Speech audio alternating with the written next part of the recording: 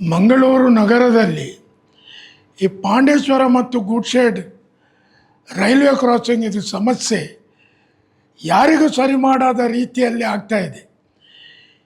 ಇಲ್ಲಿ ಇವತ್ತು ಬೆಳಿಗ್ಗೆ ಒಂದು ಆಗಿರುವಂಥ ಒಂದು ಚಿತ್ರಣವನ್ನು ನಾವು ನೋಡಿದರೆ ಭಾಳಷ್ಟು ಹೇಗೆ ಹೇಳಿದರೆ ಖಾಲಿ ಒಂದು ಗೂಡ್ಸ್ಗಳನ್ನು ಕೊಂಡೋಗುವುದಕ್ಕೆ ಬೇಕಾದ ಇಂಜಿನ್ ಒಂದು 4-5 ಬಾರಿ 2 ರೈಲ್ವೆ ಕ್ರಾಸಿಂಗ್ನಲ್ಲಿ ಆಚೆ ಹೋಗೋದು ಈಚೆ ಬರೋದು ಹೇಳಿ ಒಂದು 10-20 ನಿಮಿಷ ಸಮಯವನ್ನು ವ್ಯರ್ಥ ಮಾಡಿದರೆ ಇದಕ್ಕೆ ಅರ್ಥವೇ ಇಲ್ಲ.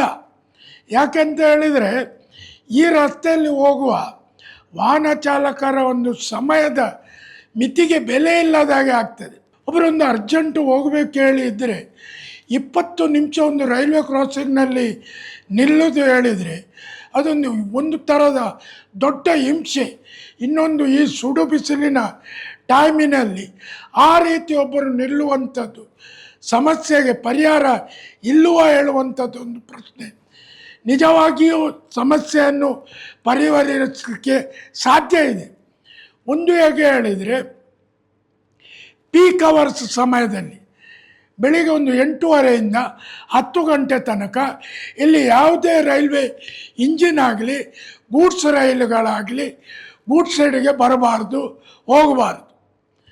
ಆನಂತರ ಹೇಗೆ ಹೇಳಿದರೆ ಒಂದೇ ಸಮಯಕ್ಕೆ ಅದು ಗೂಡ್ಸ್ ಸೈಡಿನಿಂದ ಸ್ಟಾರ್ಟ್ ಆದರೆ ಅದು ಸೀದಾ ಮಂಗಳೂರು ಜಂಕ್ಷನ್ ಆಗಿ ಹೋಗುವ ವ್ಯವಸ್ಥೆ ಆಗಬೇಕು.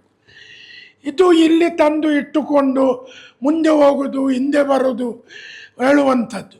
ಇನ್ನೊಂದು ಹೇಗೆ ಹೇಳಿದರೆ ನಮ್ಮ ಕೇಂದ್ರ ರೈಲ್ವೆ ಯಾನ ಸಚಿವರಲ್ಲಿ ನಮ್ಮ MP ಗಳು ಮಾತಾಡಿ ಇಲ್ಲಿ ಒಂದು ಅಂಡರ್ ಪಾಸ್ ಇಲ್ಲದೆ ಓವರ್ ಬ್ರಿಡ್ಜನ್ನು ನಿರ್ಮಿಸುವಂಥದ್ದು. ಇತ್ತೀಚೆಗೆ ಈ ಬಗ್ಗೆ ನಾನು ಕೂಡ ಪಾಲಕ್ಕಾಡಿನಲ್ಲಿ ಮಾತಾಡಿದಾಗ ಇದಕ್ಕೆ ಏನಾದರೂ ಸಮಸ್ಯೆ ಮಾಡುವ, ತಾತ್ಕಾಲಿಕವಾಗಿ ಬೆಳಗಿನ ಸಮಯದಲ್ಲಿ ನಾವು ಅಲ್ಲಿ 1.5-2 ಗಂಟೆ ಯಾವುದೇ ಗೂಡ್ಸ್ ಆಗಲಿ ಇಂಜಿನ್ ಆಗಲಿ ಓಡಿಸೋದಿಲ್ಲ ಹೇಳಿದರು. ಆದರೆ ಈಗಿನ ಪರಿಸ್ಥಿತಿ ನೋಡಿದರೆ ಏನು, ನನಗೆ 2 ತಿಂಗಳ ಮೊದಲೊಂದು ಪತ್ರಿಕೆಯಲ್ಲಿ ನಮ್ಮ ಮಾನ್ಯ MP ಅವರು ಹೇಳಿದರು, ಇಲ್ಲಿ 4 ವೇ ಮಾಡ್ತೇವೆ ಹೇಳಿ. 4 ವೇ ಮಾಡಿದರೂ ಈ ಸಮಸ್ಯೆ ಪರಿಹಾರ ಆಗೋದಿಲ್ಲ. ಯಾಕೆ ಅಂತ ಹೇಳಿದರೆ ಇವರು 20 ನಿಮಿಷ ಆ ಕಡೆಯಿಂದ ಈ ಕಡೆ ಹೋದರೆ 4 ವೇ ಅಲ್ಲ 6 ವೇ ಮಾಡಿದ್ರು ಗೇಟ್ ಓಪನ್ ಆಗಬೇಕಲ್ವ, ಇದು ಸಮಸ್ಯೆ. ಹಾಗಾಗಿ ನಮ್ಮ MP ಗಳು ಇದಕ್ಕೆ ಇಮಿಡಿಯೇಟ್ ಆಗಿ ಇದಕ್ಕೆ DPR ಮಾಡಿಸಿ ಇಲ್ಲಿ ಅಂಡರ್ ಪಾಸ್ ವ್ಯವಸ್ಥೆ ಮಾಡುವಂತೆ ಮಾಡಬೇಕು.